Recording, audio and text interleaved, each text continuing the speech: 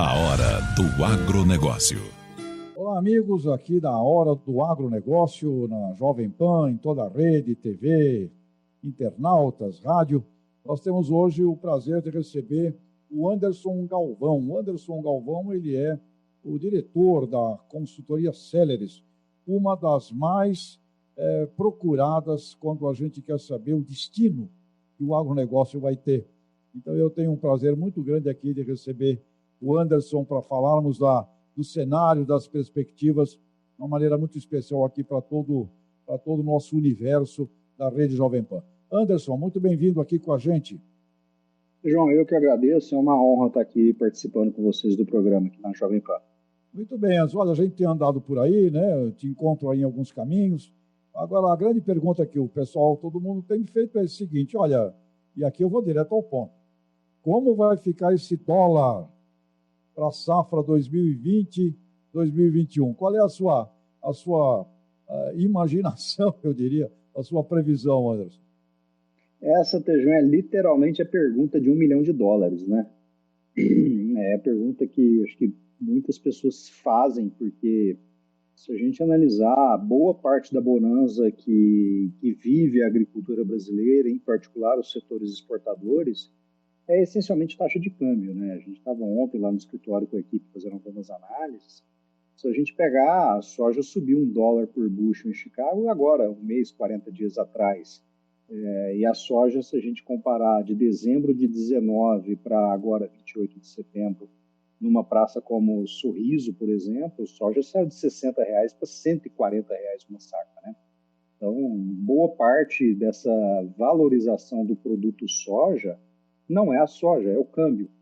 Eu digo isso muito para clientes nossos nas consultorias, clientes aí nas andanças pelo Brasil, e o produtor no Brasil ele está no negócio de dólar e não no negócio de soja. E aí, tentando trazer uma resposta, a gente não tem, obviamente, bola de cristal, a consultoria ela trata com probabilidades, ela trata de cenários, trata de expectativas. E o ponto que eu acho que é bastante curioso com relação ao cenário de dólar é o seguinte: se eu tenho uma visão otimista para o futuro de 6 meses, futuro de 12 meses, o que eu chamo de visão otimista, Tejon? É acreditar, por exemplo, no campo aí da pandemia da Covid-19, uma vacina que funcione, uma vacina que comece a trazer efeitos no sentido de reduzir mortalidade, infecções e tudo mais, uma retomada da economia global, aí já num quadro mais doméstico, no quadro brasileiro, o quadro político mais previsível, reformas avançando, ou seja, um cenário de otimismo. Se eu tenho uma visão de otimismo com relação ao mundo e com relação ao Brasil, esse otimismo implica em dizer que o real daqui a 6 meses ou daqui a 12 meses vai estar abaixo dos 5,60, vai estar abaixo dos 5,40. O que é ruim para a agricultura, o que é ruim para o setor exportador, né? Então, olha que paradoxo, né? Que contrassenso. O otimismo macro é ruim para o setor agrícola no sentido que isso deve valorizar o real. Por outro lado, você tem uma visão pessimista, a Covid-19 volta a crescer, não arruma vacina, economia global degringolada, crise política, tempestade política no Brasil, o real continua se desvalorizando e isso é bom para a agricultura. Então, olha que contrassenso a gente vive, né? Verdade, Anderson. Vocês na Celeris fazem estudos para várias cadeias produtivas, né? E vocês são muito requisitados para ter essas visões. Nas outras cadeias produtivas, fora a soja, algodão, carnes, as mais importantes aí, o cenário é mais ou menos parecido ou é diferente, Anderson? Olha, hoje cedo eu participava de um congresso online, né, com uma empresa no leste europeu, na Ucrânia. E dos diversos participantes que estavam lá, esse é um aspecto positivo da Covid, né? Você pode viajar o mundo na velocidade da luz, né? Então, nas discussões que a gente estava tendo lá hoje na parte da manhã, que já era tarde em Kiev, na Ucrânia, é exatamente isso. O mundo é comprador de produto agrícola. A China está no processo de recuperação da sua demanda agregada muito mais rápido do que se previa 6 meses atrás do começo da Covid-19. Outros países na Ásia, no Oriente Médio, mesmo na África, são compradores de alimentos, são compradores de comida, de proteína, de frutos, de óleo vegetal e assim por diante. Então, nesse contexto, Tejon, estar no setor agrícola num país igual ao Brasil é algo que eu diria bastante promissor, porque tudo aquilo que nós produzimos tem mercado. O comprador bate na porta, me dá soja, me dá café, me dá óleo, me dá carne, me dá frutas, me dá produtos alimentícios. Então, quando a gente extrapola ao tema da soja, que muitas vezes o tema da soja acaba dominando o debate do mercado agrícola brasileiro, dada a relevância que a cultura ganhou nos últimos anos, mas praticamente todas as outras cadeias agroalimentares têm se beneficiado de crescimento da demanda, ou doméstica ou externa. E, no caso da demanda externa, um real super desvalorizado, a moeda que mais desvalorizou desde o começo do ano, torna o produto brasileiro extremamente competitivo no mercado externo. E isso, por sua vez, traz desequilíbrios. Por exemplo, arroz, está na pauta agora. O arroz é o tomate que foi lá em 2017, 2016. Um pouquinho que o Brasil exportou, enxugou o mercado brasileiro de arroz e aí está agora preços pressionados e tudo mais. Óleo de soja, um pouquinho mais de óleo de soja que colocou na mistura do biodiesel, enxugou o mercado brasileiro de soja de uma forma talvez única na história recente.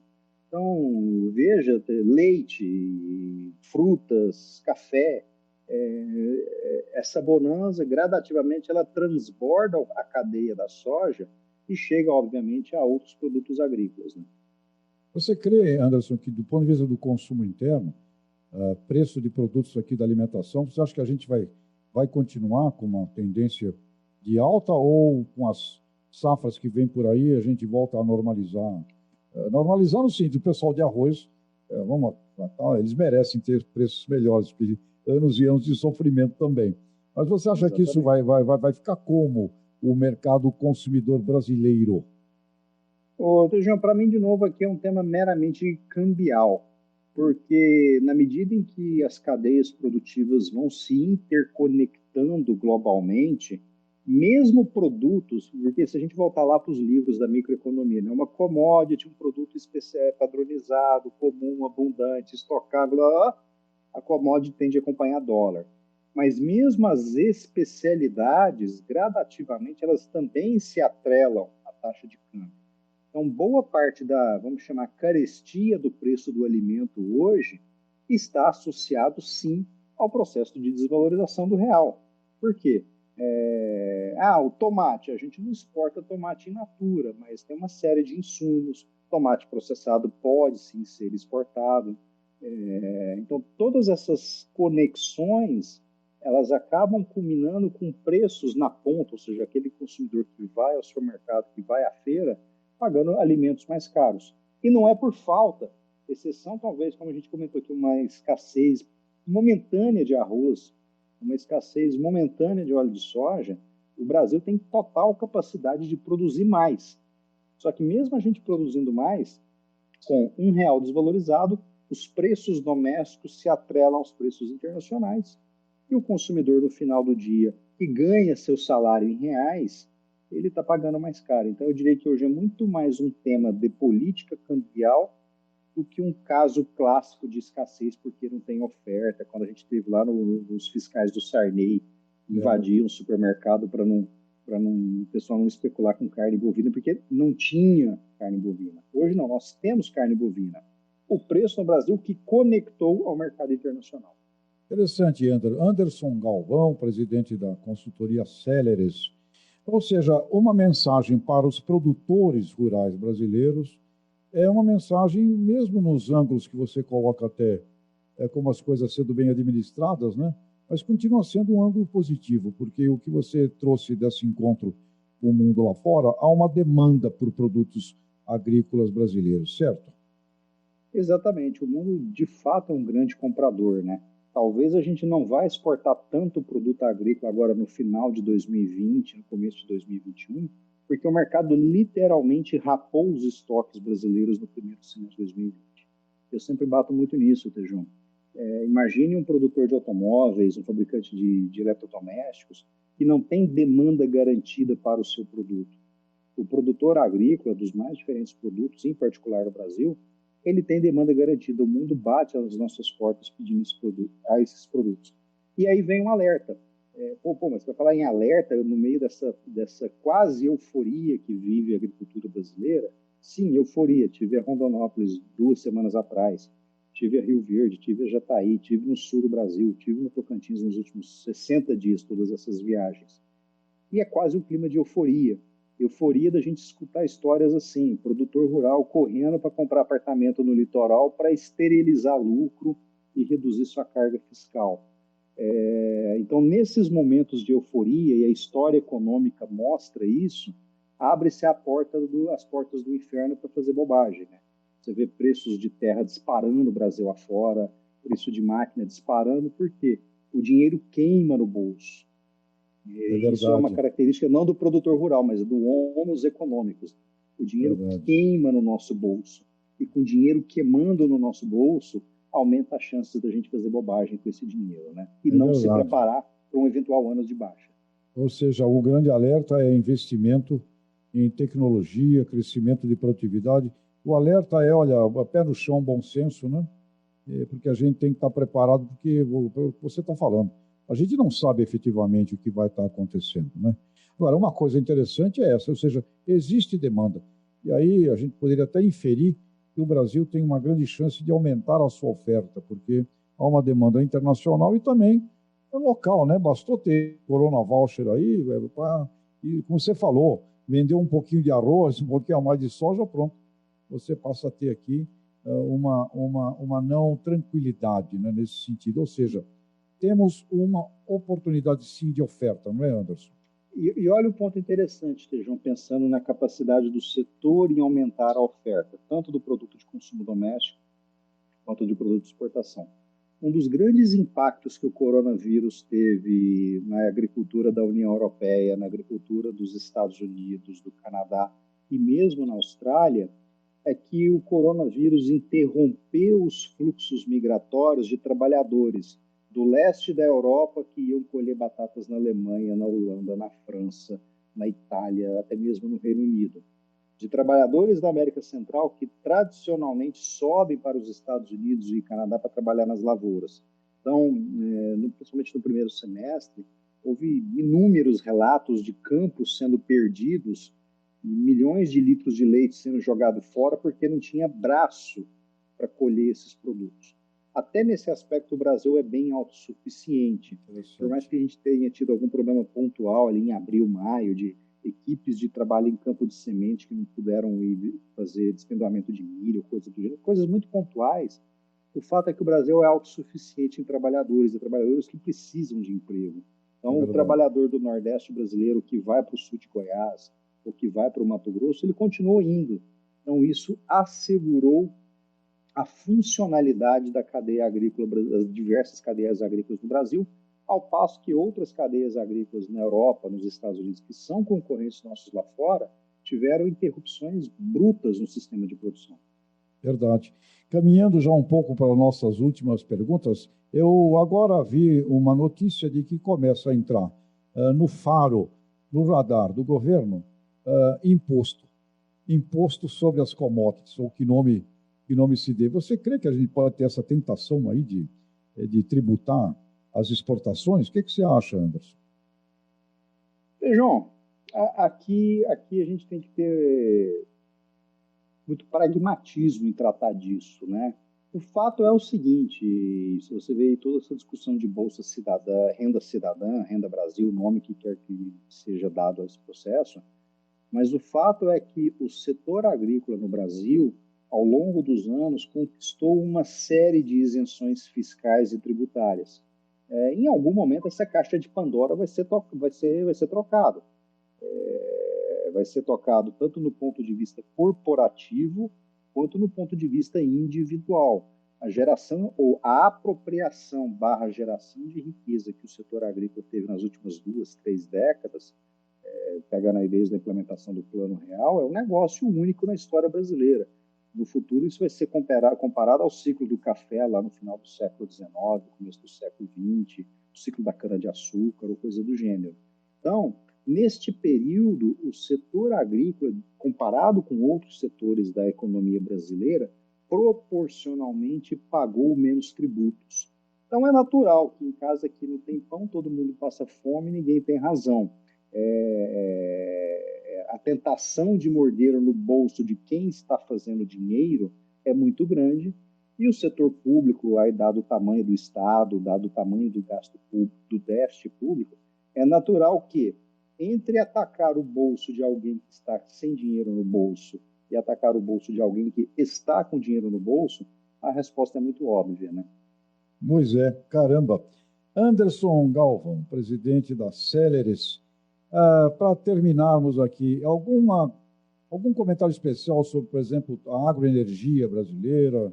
O pessoal está aí meio bravo aí com as decisões, né, de manter aí a importação subsidiada, favorável do etanol americano, no mundo das carnes. Algum comentário que você teria para alguma cadeia produtiva dessa que merecesse aí um olhar distinto?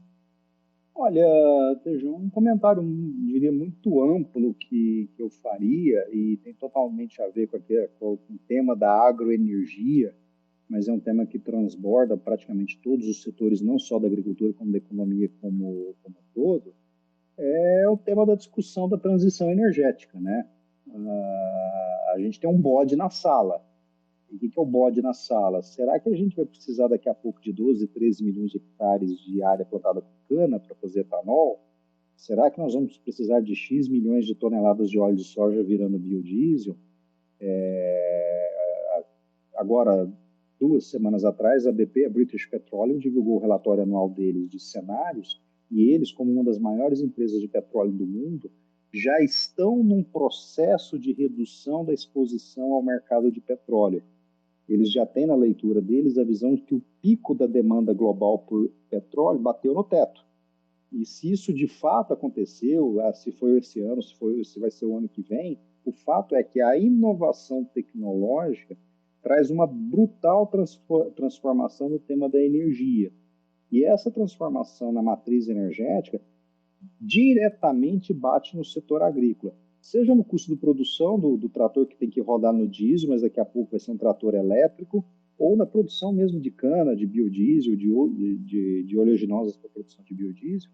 Então, acho que essa discussão da transição energética é algo que demanda uma séria visão, uma séria análise por parte das lideranças, por parte dos representantes tanto de produto rural como de indústria. Por quê?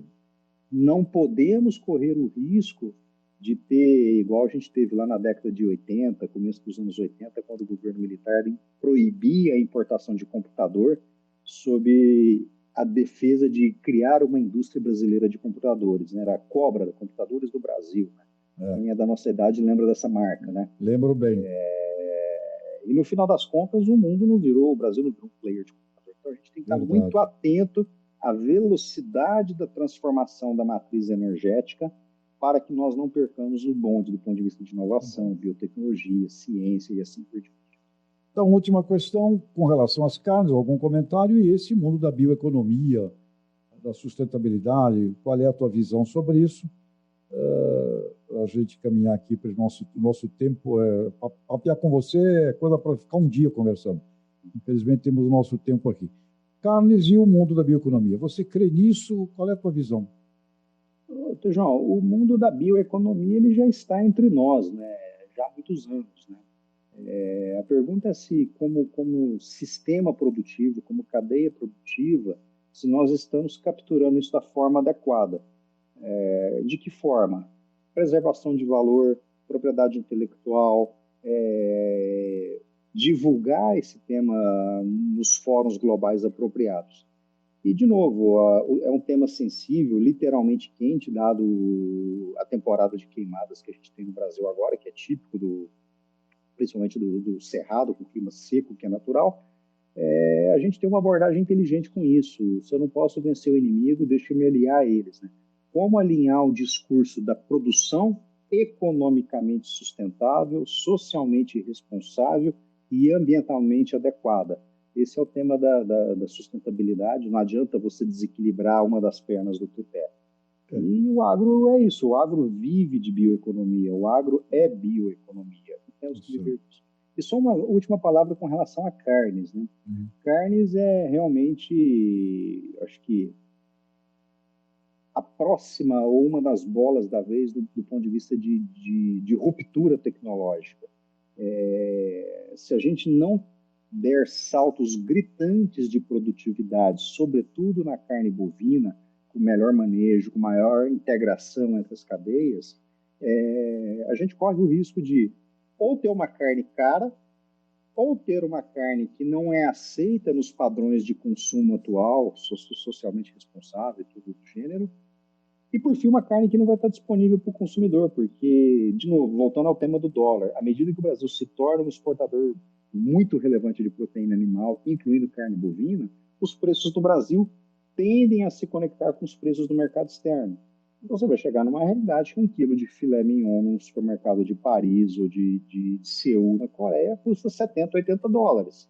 E se a gente for no supermercado e descontar a logística da Europa para cá e trazer um filé mignon de 70 dólares, vai ser 50 dólares no interior do Brasil. R$250 o quilo do filé mignon ninguém vai comer, né?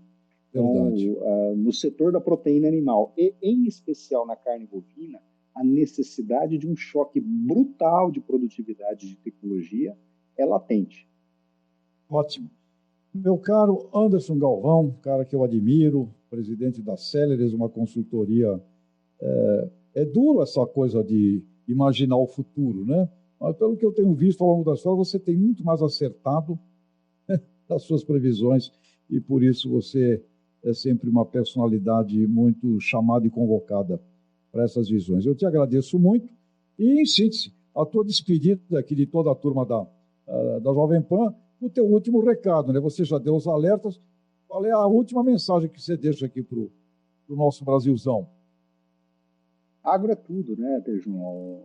É a grande indústria que o Brasil se tornou e se transformou nesta indústria em cima de profissionalismo, em cima de ganhos espetaculares de produtividade e de gestão.